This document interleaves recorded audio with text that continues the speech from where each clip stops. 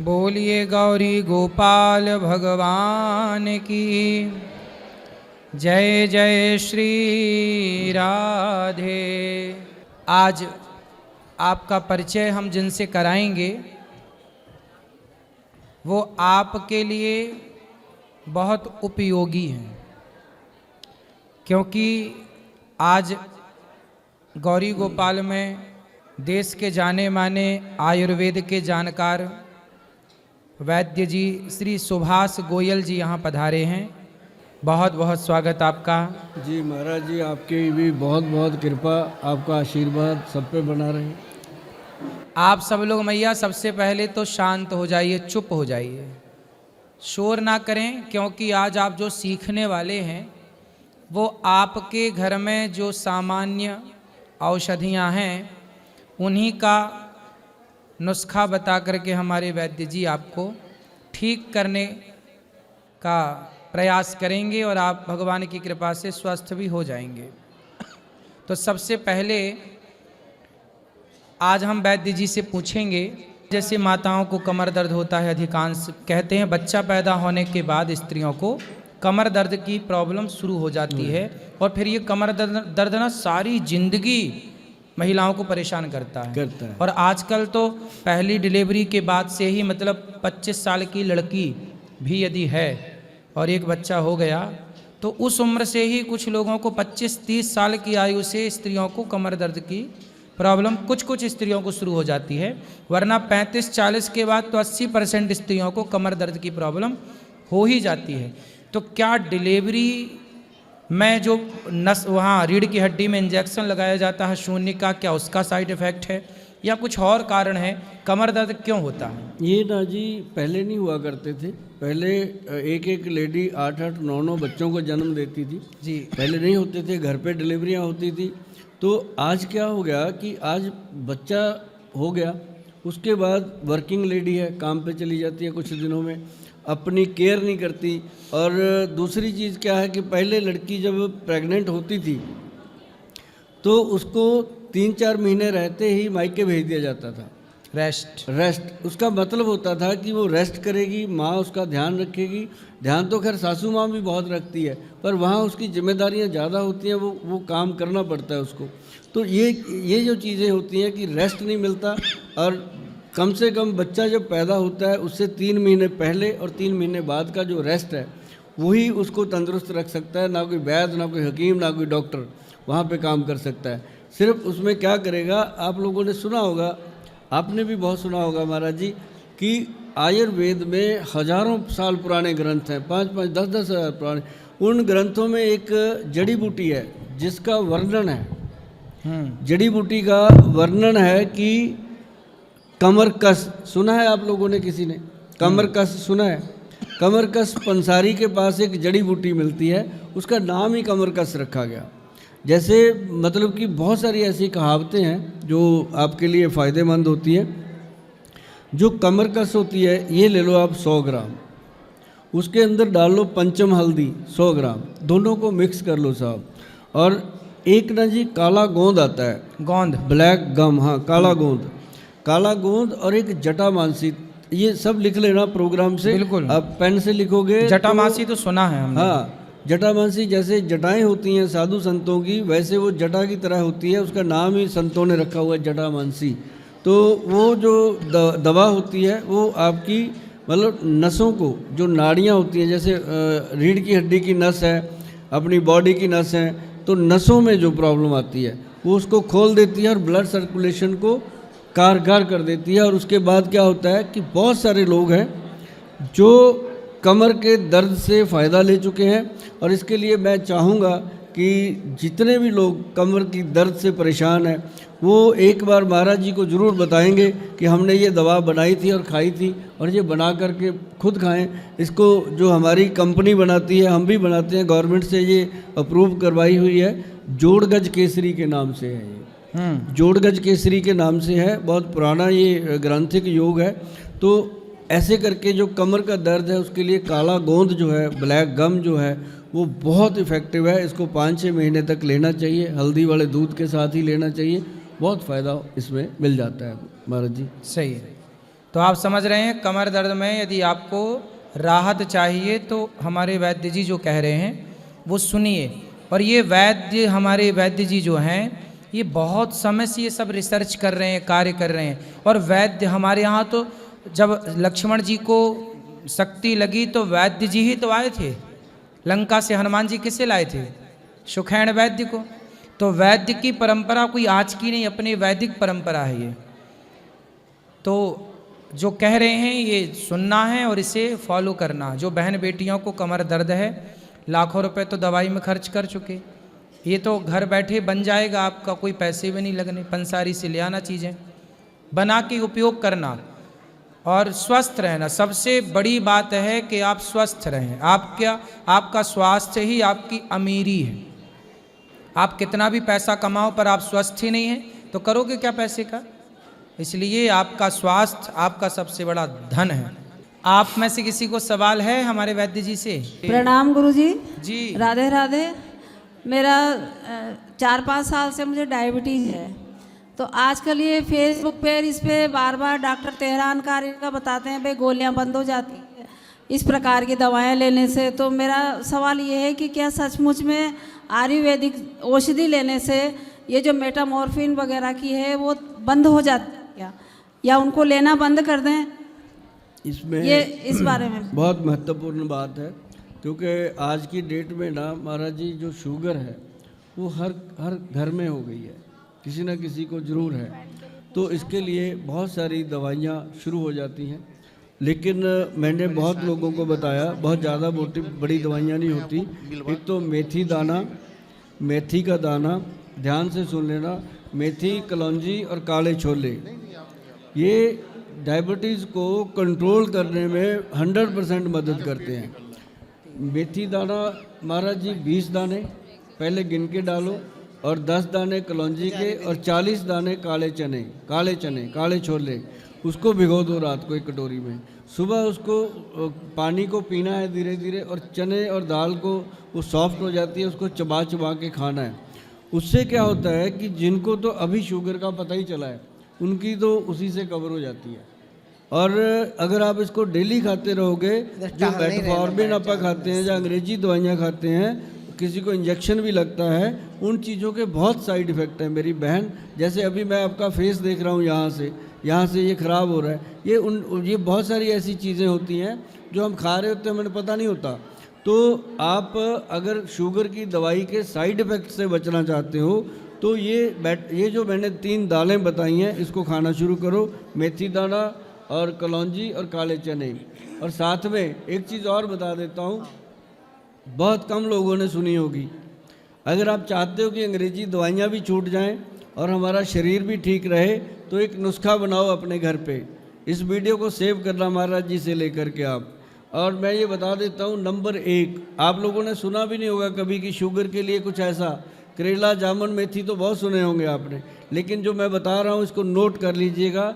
सबसे पहले उसके अंदर हमने डालना है बीट ग्रास पाउडर, दूसरा हमने उसमें डालना है मोरिंगा का पाउडर, तीसरा हमने उसमें डालना है काली हल्दी, चौथा हमने डालना है उसमें अम्बा हल्दी, और पांचवा हमने उसमें डालना है दारू हल्दी। और उसके अंदर हम डालेंगे एक बहुत ही बेहतरीन चीज़ है, उसका नाम है जामुन की गुठली। अब जामुन की गुठली के बारे में मैं 2 मिनट आपको बताऊंगा कि जामुन की जो गुठली होती है, जैसे हम उसको चबाते हैं वो चबाने से टूटती नहीं है। जो असली जामुन की गुठली होती है, जो हम जामुन की गुठली मार्केट से ख़रीद लेते हैं, उसको देखो कीड़ा लगा होता है, किसी को कैसा, वो यूज़ ही नहीं करनी।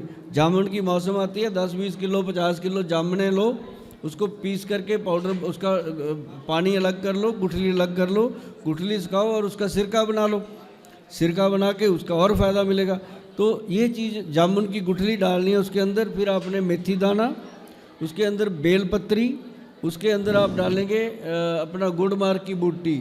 9 चीज़ें डाल देनी है। और 10वीं चीज़ जो आपके पेनक्रियाज के बीटा सेल को ताकत देती है, मैं इस प्लेटफॉर्म से बता रहा हूँ, ये छोटा प्लेटफॉर्म नहीं है, इंडिया का नहीं है, ये अब्रॉड का भी प्लेटफॉर्म है, उस पर बता रहा हूँ कि उसके अंदर डलता है कॉटन सीड, जिसको हम बड़ेमे की गिरी, बिनोले की भींगी, 3 शब्दों का मुझे पता है, बाकी किस एरिया में कौन सा नाम लिया जाता है मुझे पता नहीं। कॉटन सीड बोल के उसका गिरी निकलती है, वो आपने डालनी है, और गिरी जो डालनी है वो 10% डालनी है, मतलब 100 ग्राम पाउडर में 10 ग्राम डालनी है। ज़्यादा डालोगे वो गले को खुश्क करती है।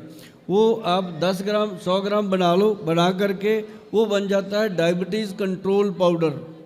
इसको डायबिटीज़ कंट्रोल पाउडर के नाम पे गूगल पे भी मिलता है ये, लेकिन घर पे बनाओगे थोड़ा आपको सेटिस्फेक्शन रहेगा कि हमने चीज़ अच्छी बनाई है, खुद बनाई है।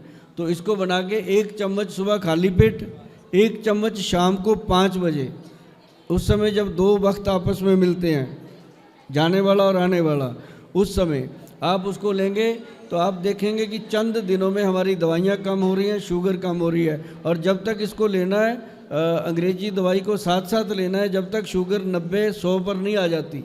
जैसे आपकी शुगर का लेवल 100 आ गया, 90 आ गया, आप इंग्लिश दवाई बंद कर सकते हैं।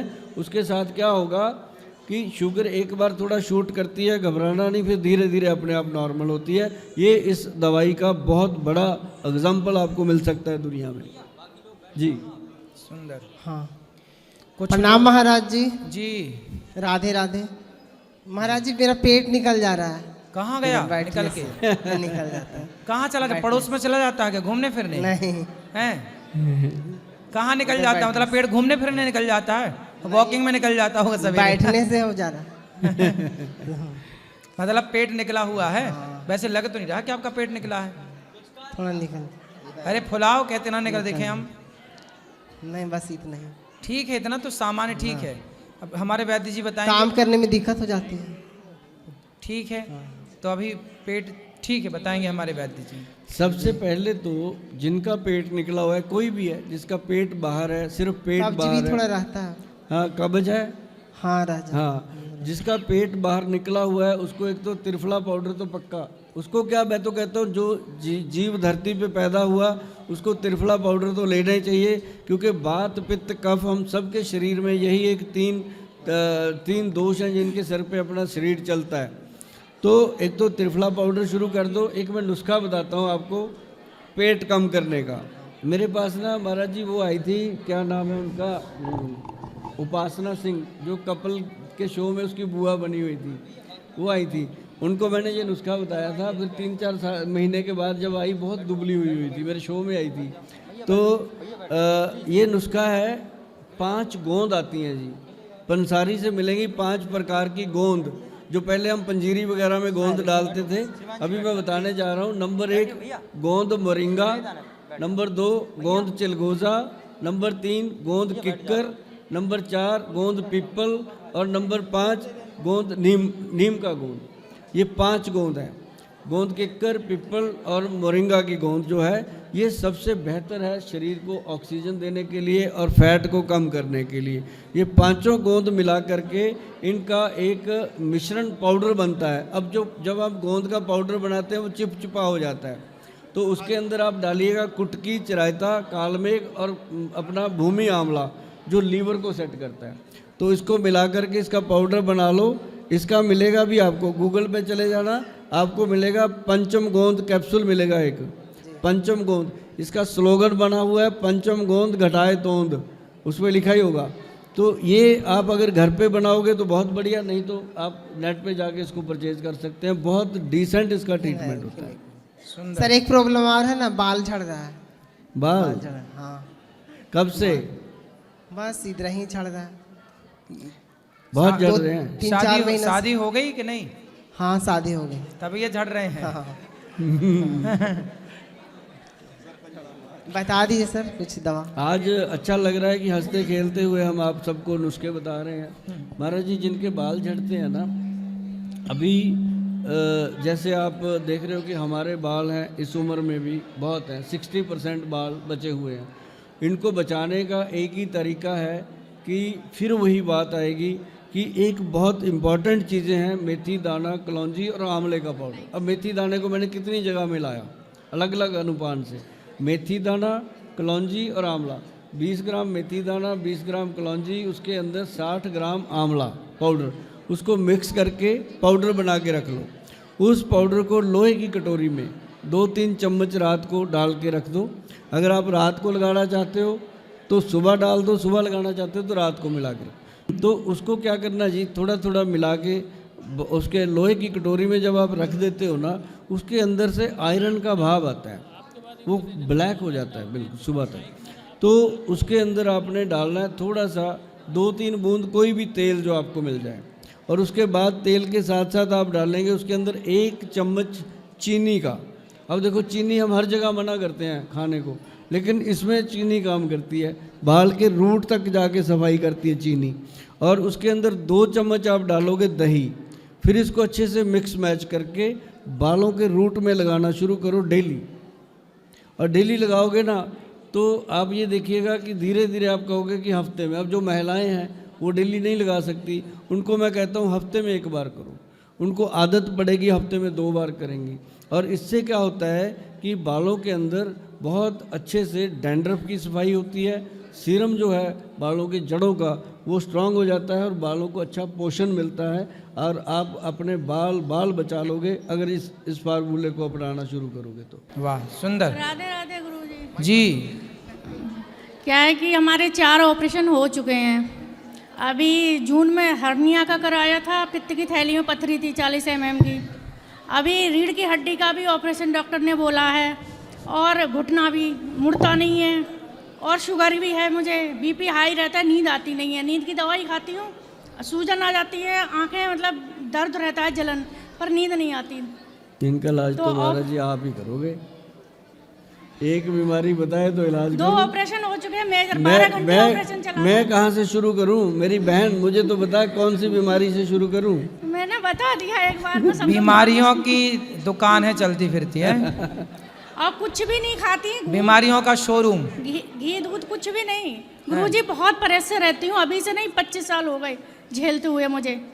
काय का प्रेशर है? यही बीमारियों की वजह से। बेटी एक है मेरे, इसी पर आश्रित हो गई हूँ, बिल्कुल चल नहीं पाती हूँ पैर की वजह से। तो अभी हमारे वैद्य जी ने तो बताया कि घुटनों के लिए तो ये शुरू में फर्स्ट में बात आपने सुनी, शुरू की बात सुनी है मैंने। पूरा एपिसोड आज का देखना। तो हर चीज का इन्होंने जो आपको बीमारियां हैं सबका इन्होंने अलग अलग नुस्खा बताया है, तो सबका अलग अलग इलाज इन्होंने बताया है। तो ये आप करिएगा, ये बहुत बड़े वैद्य हैं, निश्चिंत रहिएगा। हजारों का इलाज कर चुके हैं। वो तो मैं ले रही हूँ टीवी में देख के, लेकिन वही ऑपरेशन की वजह से कि नहीं हो तो अच्छा है, रीढ़ की हड्डी का क्या सही हो जाऊंगी? नहीं, अब नहीं होगा। अब काला गोंद कैप्सूल पंचम हल्दी के साथ लेना शुरू करो। साथ में मालिश के लिए काला गोंद तेल है, काला गोंद क्रीम है, और उसके अंदर पंचम हल्दी जो है ना वो आपको बचाएगी इन चीज़ों से। और जीरा अजवाइन सौंफ लेना शुरू करो, नुकसान नहीं करेगा, वो आपके वजन को थोड़ा कम करेगा ताकि सेहत थोड़ी ठीक हो जाए। बाकी राधे राधे करो, सब अच्छा होगा, ऐसी कोई बात नहीं है। लेकिन ये ज़रूर है कि आप थोड़ा सा आयुर्वेदिक पे ध्यान रखो, आयुर्वेद चीज़ों को लिया करो, उससे फ़ायदा आपको बहुत मिलेगा। क्योंकि इतने ऑपरेशन हुए हैं, दवाइयाँ भी खाई होंगी, अब उनके साइड इफ़ेक्ट बहुत होते हैं, वो सारी चीज़ें उसी से कवर होनी है कि आप त्रिफला पाउडर वगैरह शुरू करो आप। जी, त्रिफला खाओ, योग करो मैया, अच्छी हो जाओगी, खूब भगवान का भजन करो। और एक चटनी जो होती है महाराज जी, धनिए की चटनी, पुदीने की चटनी, और उसके अंदर लहसुन डाल करके अगर वो बना के रखें तो कभी भी हार्ट की और थायराइड की प्रॉब्लम नहीं आती। वाह, बहुत सुंदर आपका वैद्य जी, आपने समय निकाला, आप आए इस प्रोग्राम में। बहुत सारे लोगों का आपने प्रश्न सुनकर उनका समाधान किया, बहुत सारी बीमारियों के बारे में डिस्कस हुआ, कैसे ठीक किया जाए। तो हमारे भैया श्री सुभाष गोयल जी का बहुत बहुत धन्यवाद करें हम सब लोग, तालियों के साथ इनका सम्मान स्वागत करें। आप आते रहें, और भी आपके साथ इस तरह से चर्चा करेंगे आगे, और अपने दर्शकों को, भक्तों को बताएंगे कि किस तरह आप घर में स्वस्थ रहें। आपका स्वस्थ रहना बहुत आवश्यक है। आप सब सुखी रहें, प्रसन्न रहें। बहुत बहुत धन्यवाद। आपका आशीर्वाद है महाराज जी, ऐसे ही आपका आशीर्वाद मिलता रहे, और कभी भी आप मुझे बुलाओगे यहाँ, आपके यहाँ जन की सेवा के लिए। आपने यहाँ गौरी गोपाल का दर्शन किया, कैसा लगा? बहुत अच्छा लगा जी। और जो कार्य आप कर रहे हो जी, हम तो सोच भी नहीं सकते। हम लोग क्या करते हैं, हम दवा दे देते हैं, दवाइयाँ दे देते हैं, लेकिन आपने तो इतनी बुजुर्ग माताओं को रखा हुआ है। लोगों से एक माँ नहीं संभलती, उसको छोड़ देते हैं सड़कों पे। आपने कितनी माँओं को बना के रखा, अपनी माँ, और कैसे वो आपको प्यार कर रही थी, चूम रही थी। हमारी तो आंखों में पानी आ गया। मैंने कहा यार ये होती है ज़िंदगी। अब ये जो जीवन है जो आप जी रहे हो, धन्य है आप, और हम आपके साथ बैठे हैं, आज हम भी धन्य हुए। बहुत बहुत स्वागत आपका। आप सब रुके, ठहरे, सुना आपने सबका बहुत बहुत धन्यवाद सबको। राधे राधे। राधे